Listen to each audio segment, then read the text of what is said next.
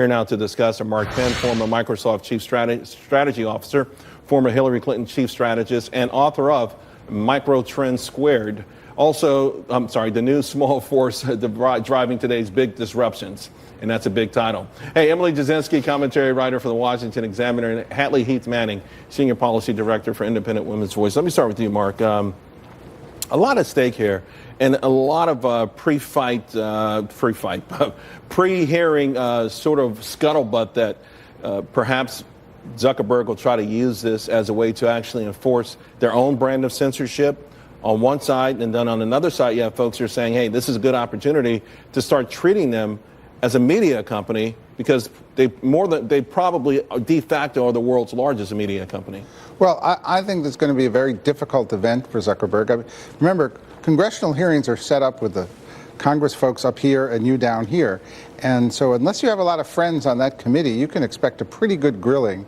And I think that I think people are going to see for the first time going after a tech company may be a better play than supporting the tech companies, which is what they've done before, because they've been afraid that they'd get 200,000 emails or tweets the next day. What do you make of the money that they've scattered around D.C. of late? There's a couple articles out on how much some of these members of the House and Senate committee that will be questioning Mark Zuckerberg being on the receiving end of some donations of late. Will that change anything at all in your mind?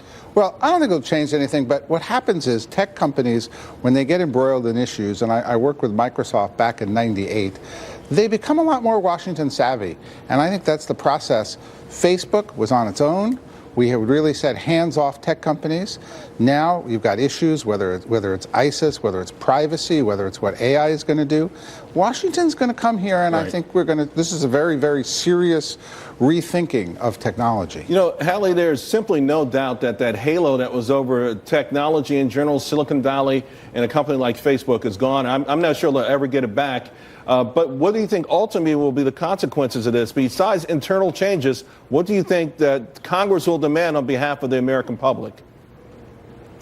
Well, you're right. There's a lot at stake, because Facebook isn't just a marketplace of media. It's a marketplace of data, and it's a marketplace of ideas, too. So we want to be sure that tech companies in general, social media platforms in general, continue to have the freedom to compete, to innovate. My fear is that sometimes the unintended consequences of regulation, which is, of course, what lawmakers are always tempted to do in response to a problem, actually would be more harmful than beneficial. There are responsibilities, absolutely, for companies like Facebook to be transparent, to tell us how they're using our information. And there are responsibilities that fall on us as users as well. But hopefully Congress will find the right balance moving forward to allow that marketplace to continue to flourish without any abuse. I got to tell you, though, Emily, it's going to be tough. It's going to be hard to thread this needle, because both sides have their own, left and right, have their own agenda as to what they want to accomplish. Now, ProPublica, which is sort of a left-leaning outfit, put out things they like to see: impose fines on data breaches, police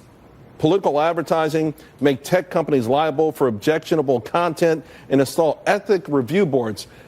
That's going kind of far, but this is just where we are right now in terms of outrage at Facebook and others.